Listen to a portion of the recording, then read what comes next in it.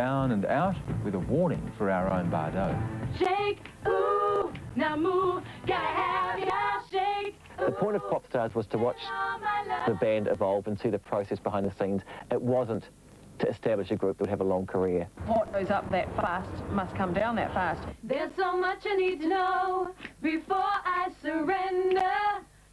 When the phenomenon faded, path from obscurity to fame. But the Popstars concept came from New Zealand with a band that called themselves True Bliss.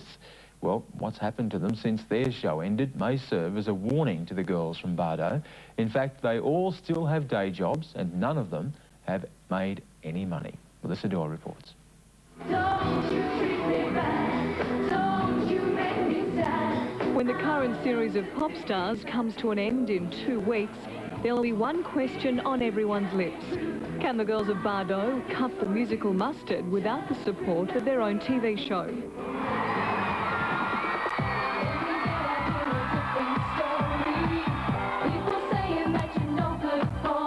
Across the Tasman, that question is already being answered. It was a media phenomenon more than a musical. It was about creating pop stars, but musically they'll be forgotten by next week, I'm sure. Russell Bailey is a music journalist with the New Zealand Herald. He believes the girls from True Bliss have had their 15 minutes of fame. It's hard here, it's a small country here. They saturated the market in one go. What do you do next? You go overseas. Where do you go? You go to Australia. Oh dear, someone's already invented a band that's come from exactly the same concept as their room. By request, it's been a while, True Bliss.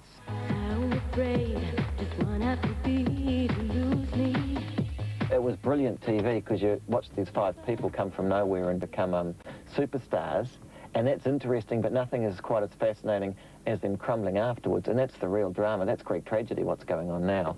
It's just fantastic. So what is going on now? Well, God only knows. According to Marcus Lush, a disc jockey on New Zealand radio, the only people who think True Bliss have a future are the girls themselves.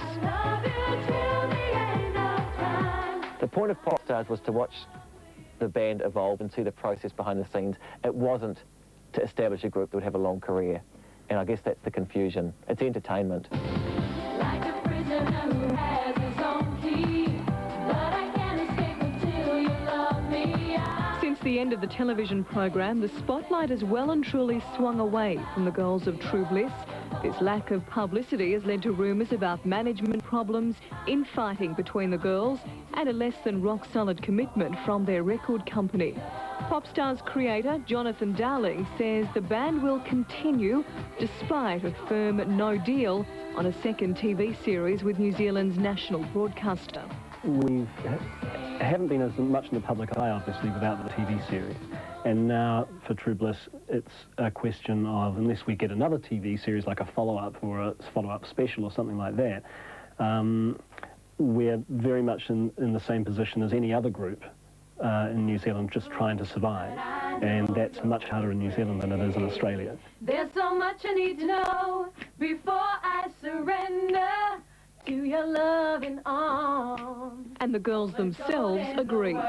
Can buy my precious love. We are not really pop stars anymore as such. We are True Bliss. Yeah. And we don't really associate ourselves with the documentary anymore because that was like a year ago. The girls from True Bliss are pinning their hopes on a second album to be released later this year. But they're the only ones with any confidence. Music experts here in Auckland say the Popstars phenomenon in New Zealand is over. They had the umbrella of the television show which acted as their parental guide or management and stuff like that. Now that's gone away. This has been left in the lurch a wee bit. The whole excitement of the TV series is watching them come together and finding them. So it's like they've lost half the act's gone. Shake, ooh, now move, gotta have ya, shake. On the streets of Auckland, it's hard to find anyone who believes that True Bliss has a future anymore.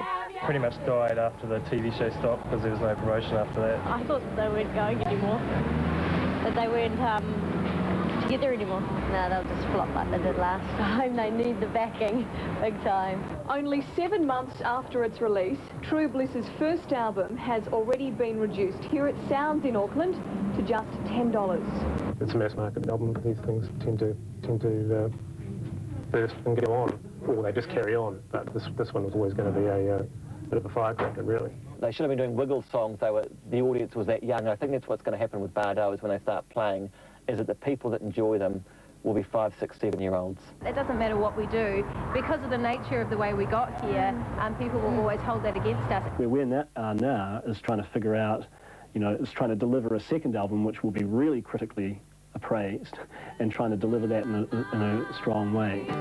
We kissed, he smiled. The girls are, if nothing else, determined. They're now writing their own material and steering their own future. The ingredients they believe can finally earn them musical respect. When we started, people said, you can't sing, and so we proved them wrong.